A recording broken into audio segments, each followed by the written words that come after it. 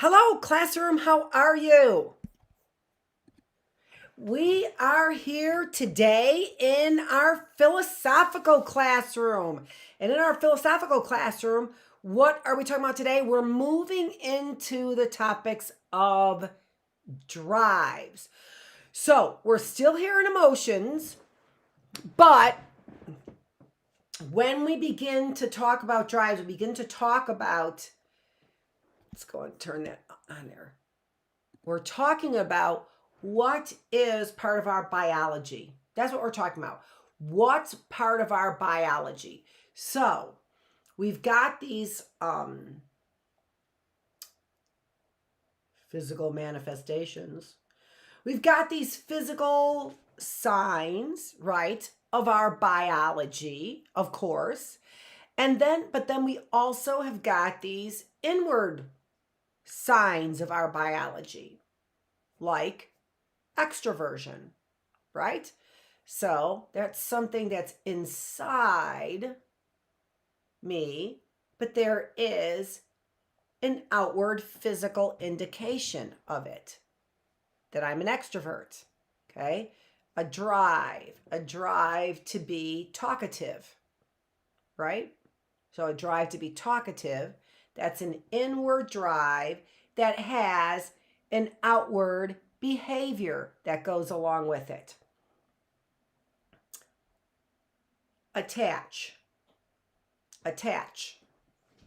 An inward drive that we have that there is an outward indication. The inward drive is so strong that there is an outward indication. And I know it pretty clearly. So between this lesson in the philosophical classroom and Thursday and Tuesday's lesson, what we're moving into is drives, these inward indications, right, that we have that are shared by everybody. And then you can begin to think about those that are unique to you. All right. So what are we talking about? We're talking about drives, but these drives are so strong, such a strong emotion, because these drives are emotions. Drives are emotions. Even a drive like hunger is an emotion. And then what do? We go scurry off and we look for food, right? Hunter-gatherers look for food, or modern day, I go to my refrigerator and I look for food.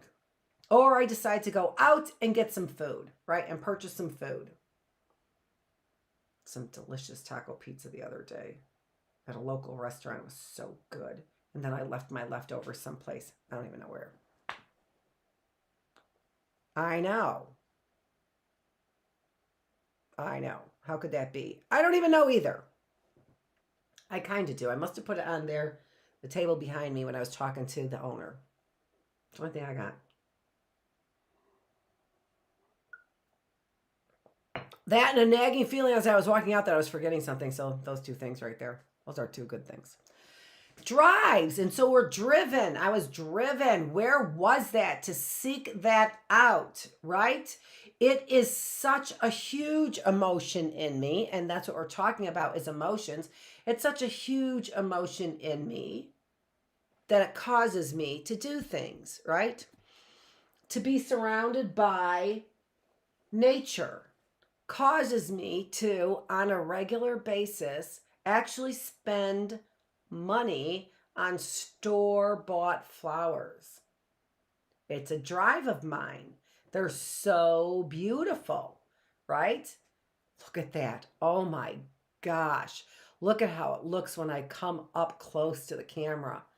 I mean, that literally, how could I get a PowerPoint that ever had a greater burst of color than these flowers?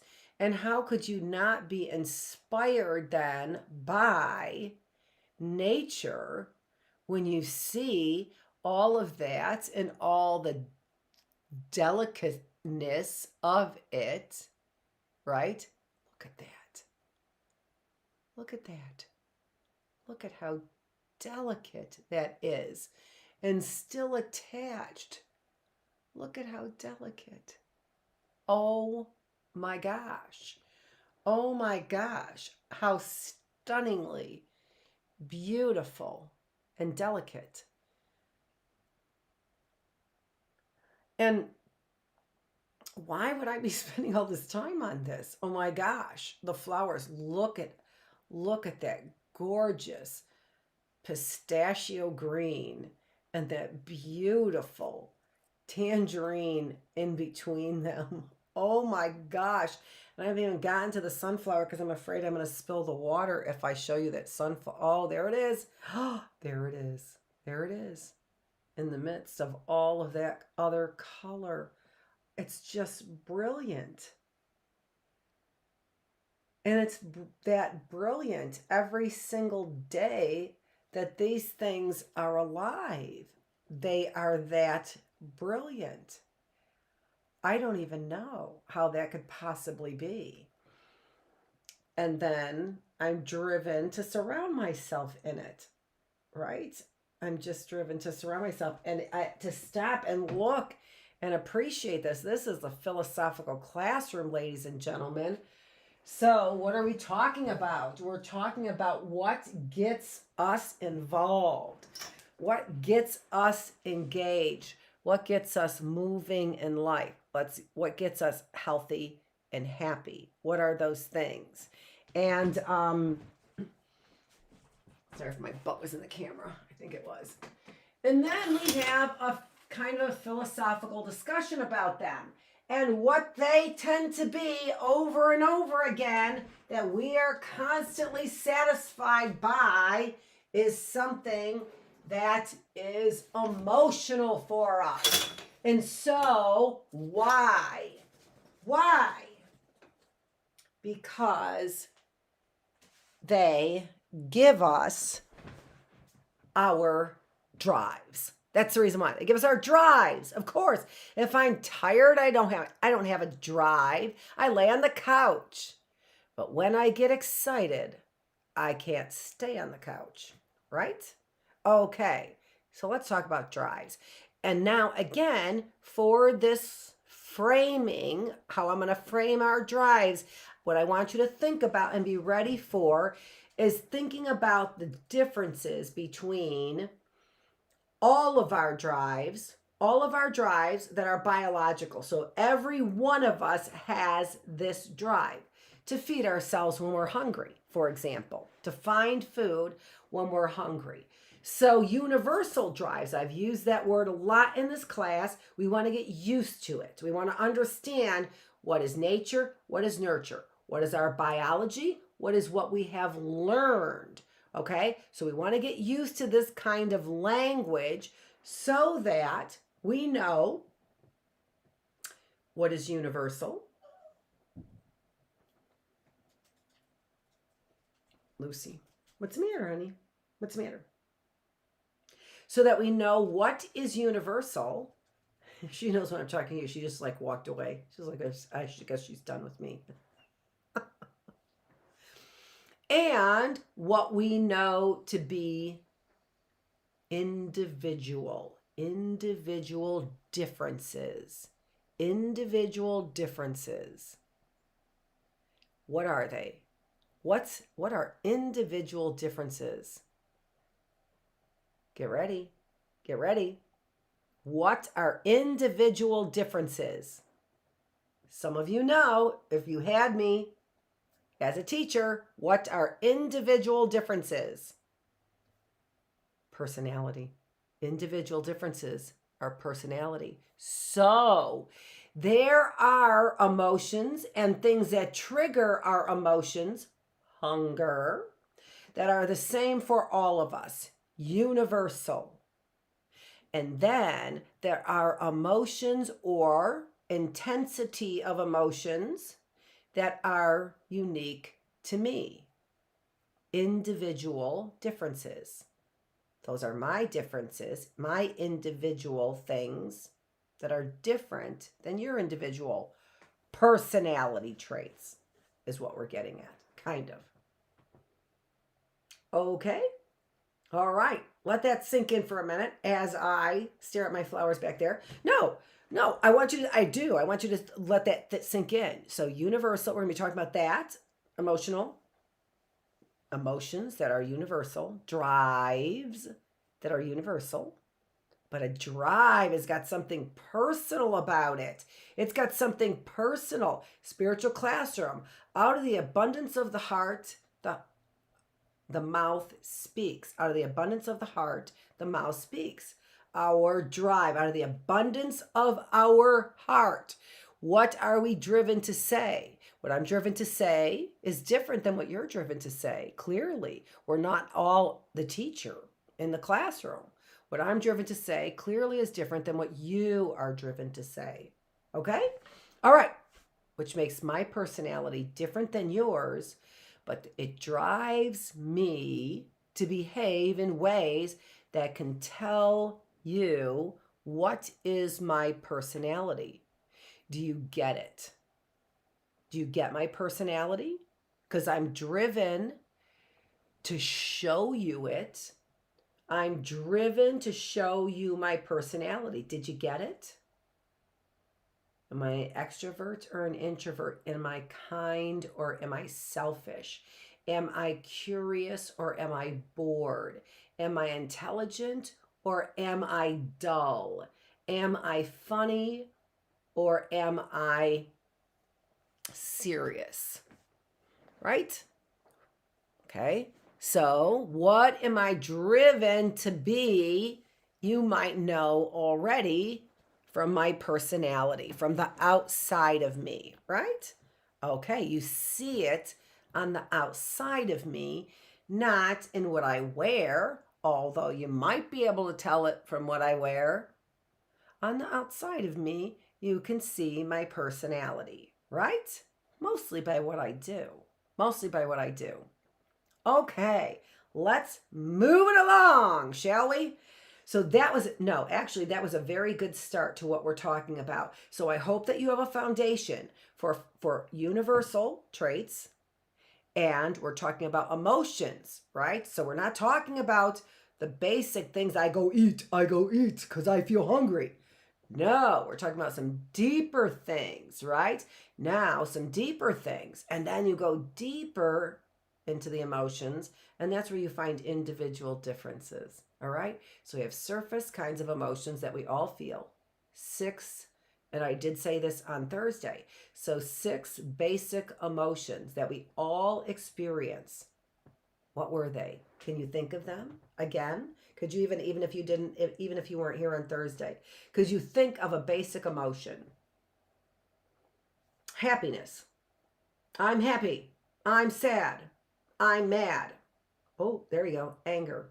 Happy, sad, anger. 3 basic emotions, right? Disgust, surprise, and what? Fear. 6 basic emotions, all right? Now, we express them in different ways. That makes us have individual differences. What drives you to act this way when you feel sad? What do? Do you cry buckets of tears? Are you oceans of emotions? Are you an ocean of emotion? Or do you bottle it up?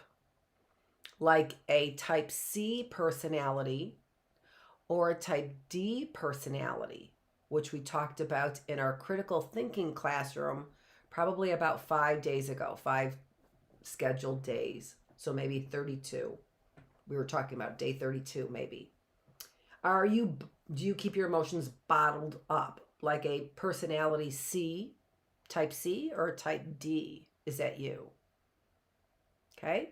And so we feel them. We feel these emotions, right? Anger, sadness. Do you not cry? You just bottle it up. Do you punch a hole in the wall when you feel sad? When you feel sad? Sounds like anger. How about when you're mad, you punch a hole in the wall? How about when you're surprised? How about when you're disgusted? Is that your typical behavior? So we are all driven by happiness, sadness, surprise, disgust, fear. What do you do when you're afraid? Punch a hole in the wall? Right? This is what we want to think about. Universal emotions, but there are individual differences in the way that we express those emotions. How often, how intense, in what ways. Individual differences in those expressions. All right, so think realistically. What are you driven by versus what do you express? Let's go. All kinds of really interesting questions we're going to take a look at as we look at these. I'm keeping these same group things because are we driven by the group? These are all about drives here. Are we driven by authority? Are we driven by public acceptance? Are we driven by private acceptance? Are we driven by, here, let's look at Milgram's here, a fast-paced environment? Are we driven by slowly inching up the heat or a fast crank on the heat? Are we motivated by morals? Are we motivated by a loved one? Are we motivated by the past? Are we motivated by the future? Are we motivated by our attitudes? Are we motivated by our adaptive instincts? Are we motivated to be defensive? Are we motivated because we were poor? Are we motivated because we were rich? Are we more motivated because of money than we are because of happiness? Or are we more motivated by money than we are motivated by humor? Are we more motivated by money than we are motivated by helping others, volunteering? Right?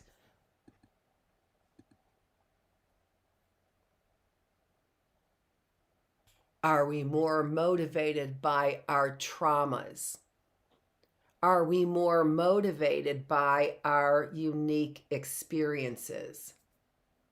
What motivates you? Are you motivated by worry? Are you motivated to problem solve? Are you motivated? This one, are you motivated to, this is, what is that? Eliminating worry decreases choking.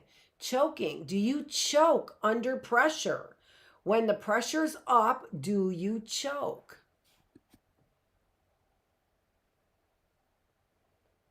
Do you choke when there's stress? Do you welcome stress? Are you driven to bounce back? Are you driven to disappear, to avoid? What are you driven by? Okay, and this is where we left off, right? And so what we're getting at here is that we have drives, which are our emotions, and we have those emotions on the inside. But when those emotions are very strong, we see those emotions on the outside. And so that ends up being our social perception, right? Our social perception. So when the eyes say one thing and the tongue another, a practiced man relies on the language of the first, on what your eyes say. But can we do that? Are we driven to do that? Are we driven to see the truth in the scene or see what we want to see. We have universal emotions that drive us to the best result so that what we see is realistic in a way that helps us, right? If there is a scene, let me give you this example. If I'm in trouble because my car breaks down and I'm in a not so good neighborhood and somebody's coming towards me, if I have a social perception of, I came from, a bad neighborhood, right? So what? So I feel comfortable and I might know that person. I feel defensive and I see this as a threat to me, who is ever coming. And no matter what they look like, I cannot get help because my social perception is one that person is threatening to me. Okay? All right. So we've got this then drive that we all share that helps us get to a goal. Survival. And hopefully the most pleasant way, right? In ways where we are experiencing great relationships and great friendships, right? But our emotions, which are our drives, sometimes drive us in the wrong way. A lot drive us in the wrong way. So what are we looking at? What are we looking at? Are we looking at the eyes? Are we looking at the body? Are we listening to what they're saying and not seeing what's going on? Are we seeing it all and interpreting it all wrong? What's going on? What's going on? Okay? What's going on in this social interaction in a way that are we able to see it correctly? And are we able to make these interpretations of it then correctly so that I can gain, so that the person coming at me when I'm in distress, I understand and read correctly as being a threat or as being non-threatening. Reading it correctly. I need to read it correctly. I'm in a bind and I need some help. If I could ignore that person all day long, but what if I'm in a bind and I need some help? I better read those social cues correctly. And I better not be driven to read them in whatever way I want to read them, because then I could put myself in danger, right? He's got to be here to help. I can trust everybody. I can trust everybody and anybody, right? So I see it the way that I want to see it. So, social perception. Are we reading these cues correctly? How often do we read them correctly? What's the percentage? What's the norm? Am I above or below the norm in reading social cues? Those are some good questions, right? Am I above or below the norm when I'm reading social cues? Well, most of us think we're well above the norm. Most of us think we're well above the norm, that we are very, very good at reading people. In fact, I would guess, based on other percentages and things that I've read about how we favor our attitude, or favor ourselves. If we can favor ourselves, to the extent of, the top 25% for athleticism, I'm pretty sure that in judgment of people, we'd probably think that we are in the top, 25, that we're in the top 10%, at least in judging people, at least, right? We think pretty highly of ourselves in judging people. But are we good judgers of people? And what about that? And again, taking a closer look at what's going on here. If we make the judgment, are we good at the judgment? If we're not good at the judgment, why not? Is everybody not good at the judgment? Does everybody bias themselves? Yes. Okay. If we all see ourselves as being good readers of people, right? then we must buy. Some of us aren't. Some of us really aren't, especially if we're magnets for the wrong people. So, are you a magnet for the wrong person? If you're a magnet for the wrong person, do you still think that you're a good reader of a person, of people? Good questions to think about, right? If you're a magnet for the wrong person, and you say that and you describe yourself as a magnet for the wrong person, readily describe yourself as a magnet for the wrong person, do you think you're a good reader of people? What percentage of people think that they are magnets for the wrong person and still think that they read people very well? I don't know. Put it down below. If you would, if you want to comment. Those people who are here, if you come later, comment. I'd love to hear it. But here's the good news. Here's the good news. Here's the good news. We actually are, no matter where you are on the scale of I'm a magnet for wrong people, in general, we are pretty good readers of other people. In general, we are. Now, here's the caveat to the whole thing. Because if we weren't, we couldn't get through life the way that we do. All right, how well do you get through life? How well do you get through life?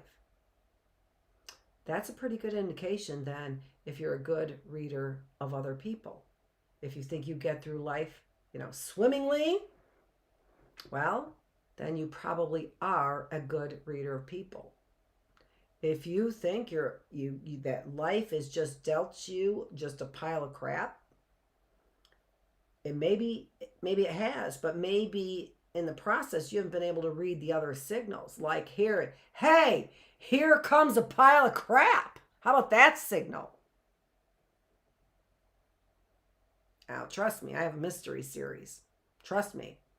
I think people can wing piles of crap all over the place. Trust me, I think so. But I never have been a magnet for it. I've never believed I was a magnet for it. Yeah. Still don't. Even with all this coming upon me, I still don't think I'm a magnet for it. I'm pretty sure people seek it out. I'm not seeking it out. I'm not right? If you got that. All right, so where are we? So, hear me. The good news is we are good at this. We are, otherwise we couldn't get through life. How well do you get through life? How well do you get through life? If you're just like, I do pretty well. I'm pretty happy. I don't have a lot of complaints, right? If you're climbing on the Capitol building, maybe your social perception is off. Some of us are still talking about it. I can't even believe people are still talking about that. Don't forget. Remember the Capitol. That comes from this. Bookless classroom. I'll write it. Cornerstone. Ask me to write it. Remember the Capitol. Yeah. Somebody should. Faux show, Cornerstone of Freedom. We need to write that.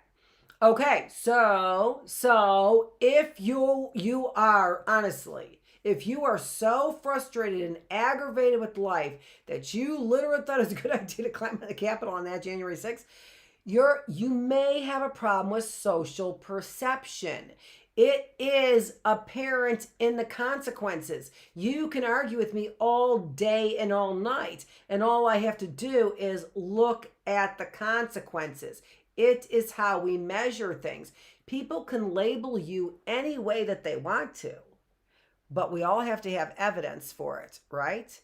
And that can be a social perception, right? But behavior, the outcome, tells the story. The outcome tells the story, right? Okay. And, the outcome doesn't appear to happen until the fat lady sings. So I haven't heard that yet. Have you? Okay. Likely you wouldn't be here to answer me. So, how do we use, here's the thing. We are getting at emotions, right? But emotions are public, they're private in the same way. In the same way we were talking about, we have a public self and a private self. How is that demonstrated? Through our emotions, right? And our public self, if we're quiet and stoic, we don't let on, that's the emotion. That is the emotion, right? Stoic. That is the emotion. Okay, all right. So it's the nonverbal cues. What was the quote? The quote is that the wise man pays attention to the latter, the eyes. The eyes, right? The nonverbal cues, not what is coming out of the mouth. Although go to the spiritual classroom, and if there's an abundance of it that's coming out, it's from the heart, right? Go to the spiritual classroom on that one.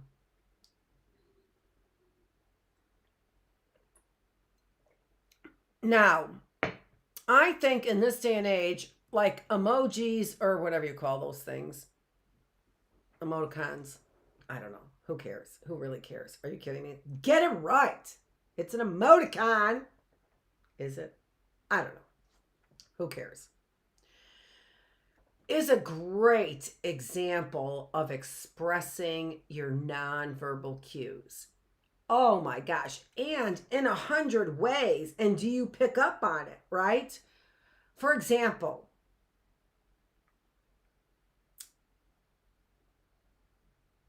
I can't remember the exact discussion that I had with my son, but it was about stop yelling. I'm like, that's capital, those are capital letters. That's what they are. They're capital letters. No, you're yelling. In a text. No. Can you hear me? Can you hear me? Because I'm not yelling. Because you can't hear me. So I can't possibly be yelling. I mean, I guess I could. But a text doesn't demonstrate it, right? That I was yelling. So, you know, he comes back with it's like LOL. And I'm like, yeah, I never use LOL. He's like, yeah, I know. He was being sarcastic. I was being sarcastic. It was a whole ocean of sarcasm. But the point here is this, is that he knew my expressions in my emojis. That I do not use LOL, right? And I don't even use capital letters. I don't. I did it to make the point on purpose. I can use caps and not be yelling. Sure, it's your nonverbal interpretation that you put on me. I can use caps anytime I want to use caps. And it's your assumption I'm yelling. What? I can't use caps unless I mean I'm yelling? That's your rule, not mine. Do you get it? Do you get it? Do you get what I'm saying? How much emphasis now? What an example. What an example of nonverbal cues, and what an example of our assumption that we know exactly what's going on. And another example of you do. For some people, you do. My son knew I wasn't really yelling because he knew it from the get-go. He gave me the setup, whatever. He set me up to be able to make my speech about it, is what he did. He did. He knew. He knows. He knows caps me. Stop yelling. He's telling me to stop yelling in text. Whatever. No, I'm not yelling. I put the shift key on is what I did. I mean, think about it. Think about how different those two behaviors are. Yelling and putting the shift key on. I don't even know if you could get two different behaviors. yelling with all the emotion and fervor of a belief and hitting a shift key, right?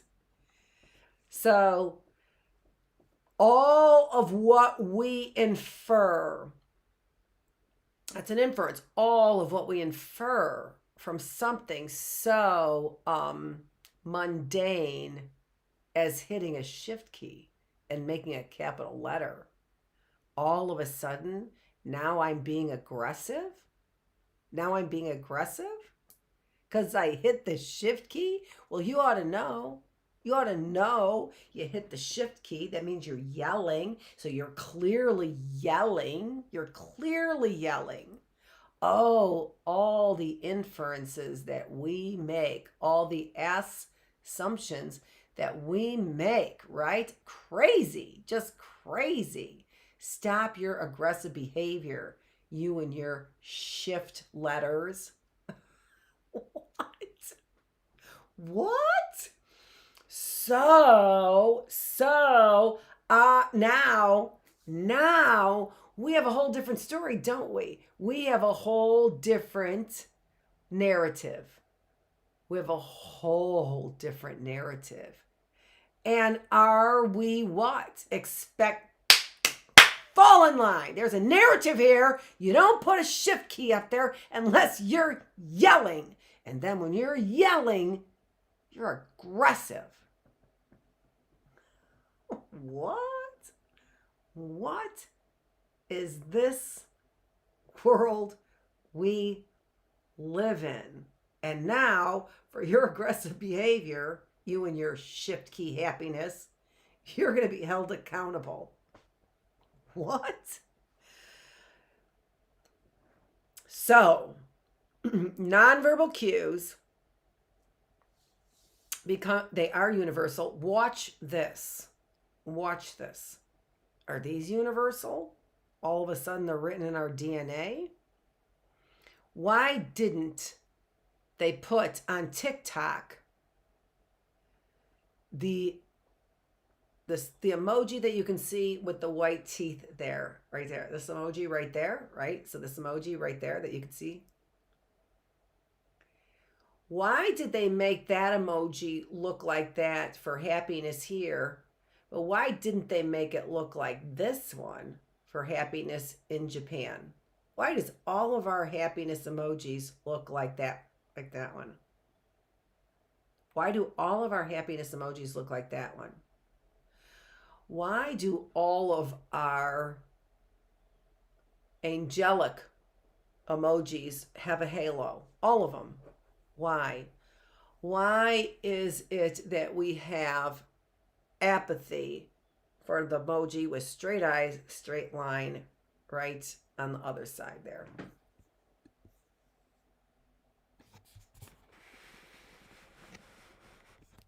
Right here.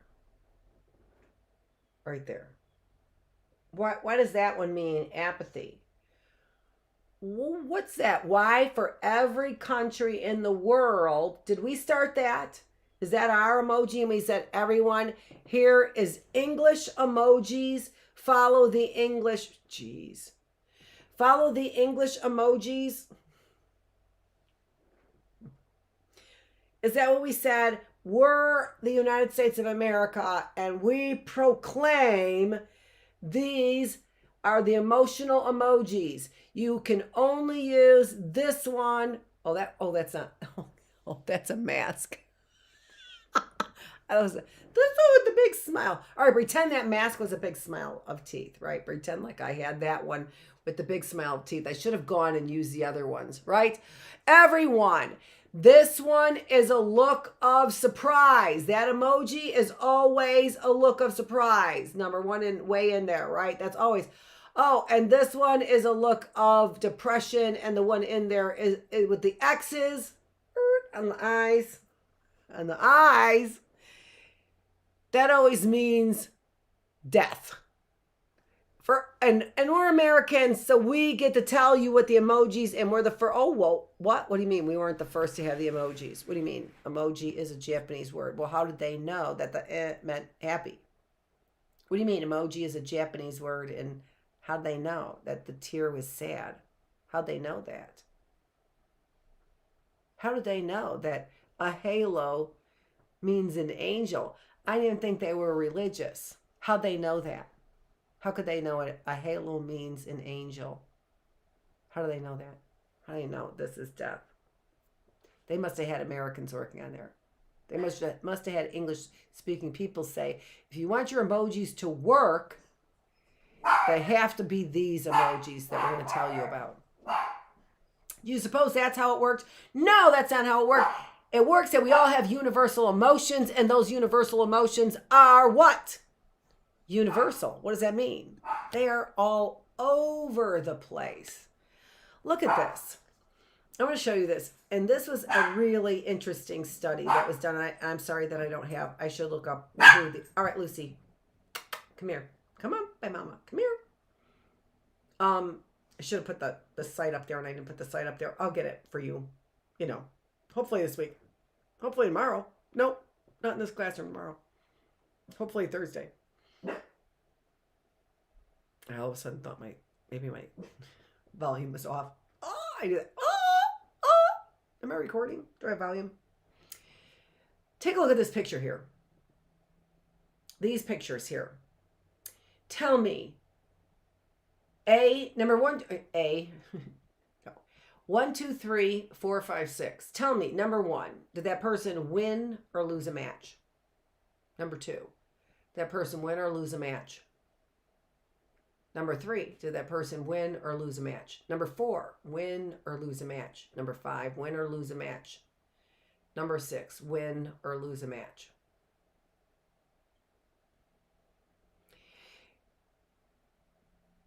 Now, okay, all right. So that's what you're doing. I'm gonna blow it up. Take a look at those and decide. You can decide. Did 1, 2, 3, 4, 5, 6? Which one? Did they win or lose a match?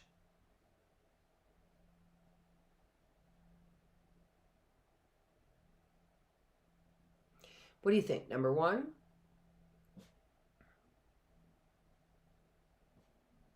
Number 2, number 3, number 4, number 5, number 6. I would say that number 5 is the easiest to tell, I think, losing a match. But if you put it number 2 and number 4 together, number 2 and number 4 look really close. Number 3 and number 5 look kind of close, and number 1 and number 6 look close.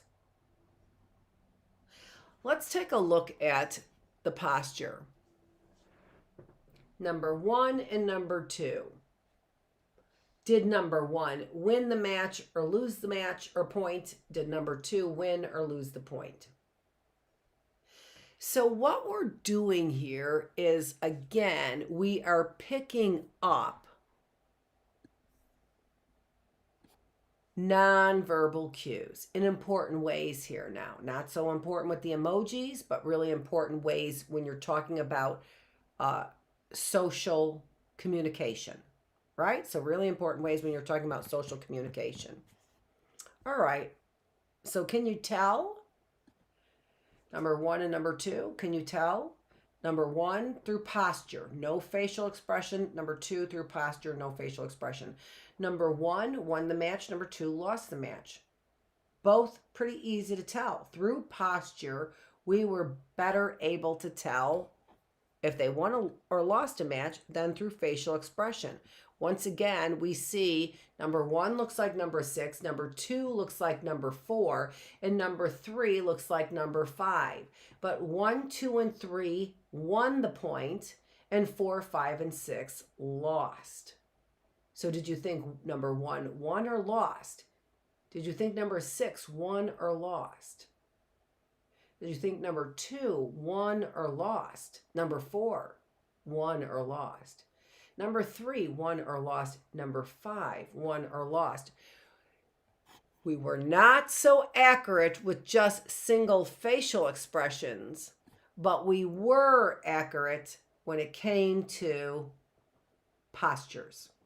Okay, all right. So how good are we at this? So just reading one another's cues. Well, again, how are you functioning? How are you functioning? Are you functioning pretty well? Do you feel like you've got a grip on what's going on? Then you're probably reading social cues pretty well. If you live in fear, if you are constantly worried and anxious, if you use those defense mechanisms that we talked about in our spiritual classroom, if you engage in those, then likely your social perception is off as well. It just is an outcome of misperceptions, right? If your social perception is off, then you're misperceiving. And if you're misperceiving, you're going to have the wrong consequences. You're not going to be able to approach the person you need to, when you need help, right? The right person for the right time. Okay, so this is not, this isn't a concept of whether you were right or wrong about these, because most people were not very good at reading these facial cues. In general, people really didn't perform very well in reading the facial cues. They did perform well in reading the body posture. They did perform well in this. So here's what we're saying. Back to the quote, if you remember the quote, is it, right? The eyes, the wise man would look at the eyes. But what this is saying really is, what Emerson is saying is the wise man isn't necessarily focused on what they hear. They're focused on what they see. And scientifically speaking, what we pick up on may not be the facial cue. It may be the posture is what we're picking up on. Okay? All right. But in any event, we're pretty good at it. Our facial expression's universal. So why didn't they put the teardrop on the emoji for the happiness? Because facial expressions are universal. We do have an understanding of, and even there in darkened pictures where we are crossing cultures and ethnicities, can you find the picture that's happy? Can you find the picture that's sad? Can you find the disgusted look? Can you find the fearful look? Can you find the angry look? And can you find the surprised look? Across culture, across race, across gender, across age, we can interpret those basic expressions. It's the reason why in Japan they didn't put a teardrop by the emoji with the great big giant smile, right? Or yeah, whatever. They didn't say happiness with a teardrop, right? That wasn't the happiness emoji. We weren't always confused why, when you mean happiness, you keep sending the teardrop emoji. We weren't all confused by the emoji expressions. We all got them, and there were individual differences in them as well that I understood. That's not you. That doesn't sound like you. It's not you. I don't think that's you talking to me in those texts. I don't think so. So, are facial expressions universal? Some of them are, but some of them get more complicated in some cultures, so there are cultural differences. Let's take a look at that just a little bit further as well. Here we've got how close were we with individuals in other cultures in identifying happiness, surprise, sadness, fear, disgust, and anger in other cultures when the labels were given. And we were anywhere between 80 and 95% correct on identifying those emotions. How about when the labels weren't given? Now we see that there's a little bit of difference in, or we have a little bit of a diminished ability in being able to identify any one of those without the labels. But you have to remember is that somebody might say worry when they meant afraid, and then that would not have identified necessarily fear. All right. But here, it's much easier when labels were given. I'm not going to say worry. I'm going to say fear. All right. When labels aren't given, I may use a different term, and they may not code that as being a match. So here we've dropped to about 55%, but still have a high for happiness of at least, what is that? Probably 92%. And still very, very high for anger, and still pretty high for the other three, tied with fear, sadness, and surprise. The only one that really took a severe dip was really the the disgusted. Okay, you know what? I am at 205. Oh no, I'm not. And it's in 1 minute, or anyway, because I need to be at 305 if I were late. 255. Are expressions of pride universal? So here now we are getting to some more complex emotions. When we study these as researchers, we study them, you can't study, there were 4,000 different personality traits that they identified when they first identified personality traits, and then got them down to extroversion, agreeableness, openness, those five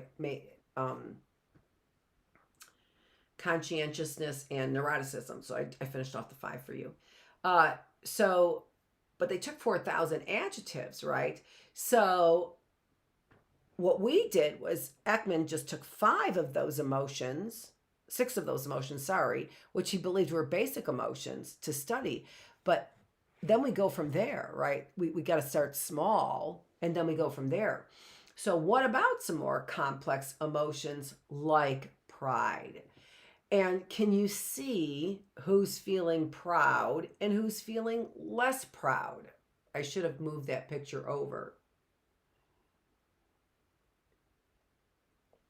to really demonstrate the point there. In fact, I'm going to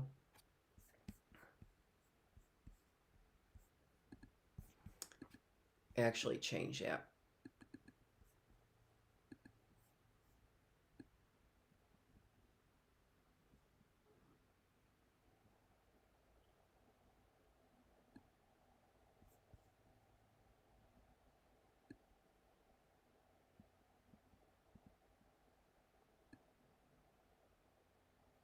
Sorry, I'm not talking.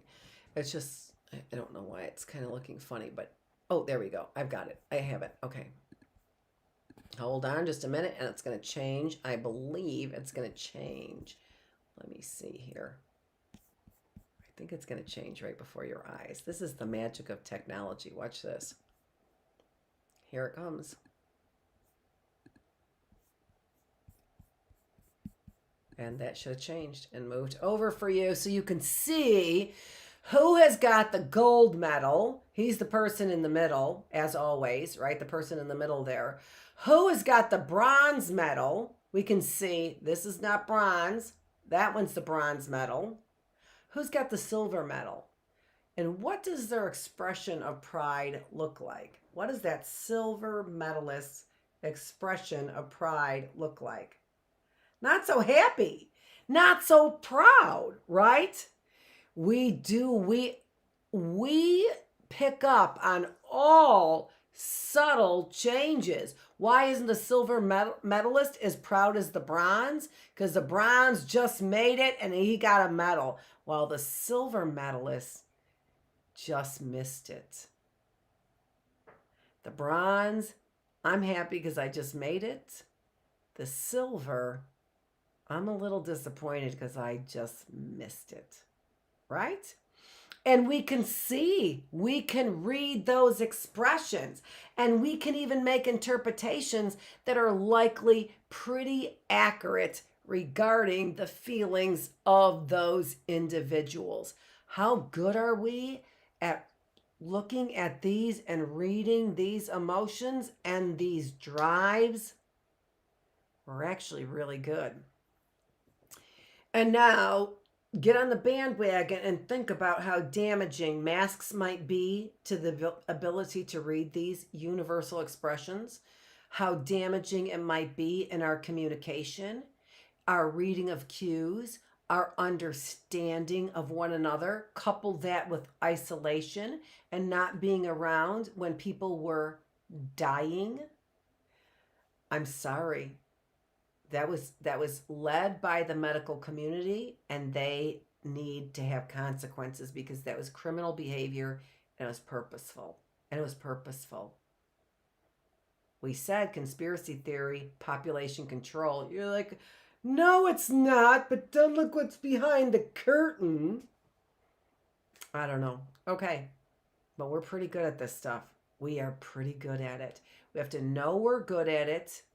And we have to get our mind and our body and our spirit working in unison with one another so that we've got control of this. You know, universal expressions. What are the first two I've said before that come on board in about a third of a millisecond, 300 milliseconds, not a third of a millisecond, 300 milliseconds. Confidence, pride. Do we know prideful expressions are universal? Yes, because we have a confident stance. That's the reason why we know pride is universal. So a complex emotion like pride, very universal. We pick up on it like this. We call it confidence sometimes. That and trustworthiness. How do we know in 300 milliseconds, along with pride, that somebody's trustworthy? Open body stance. An open body stance. This is Dr. Annette Feravich, and you can trust me on this. Really, Mom? This is Dr. Annette Feravich, and I am the teacher. You're here in the classroom. Join me. Stay tuned. 3:15. Let's come back. 3:15, and we are reading we are in the reading room. And I can't remember exactly what was going on here, but it's a story during this. Oh, now I do remember. His brother got taken off to war, and he was underage, and it was illegal, and that drunk was going to shoot him if he didn't go into the army. And poor Homer was not able to go. This is Civil War times. Oh, it was good. Chapter 1 and Chapter 2. We are back here at 3:15 with Chapter 3. It's good. I'm excited. All right. Dr. Annette Feravich, thanks for joining me. See you in the reading room.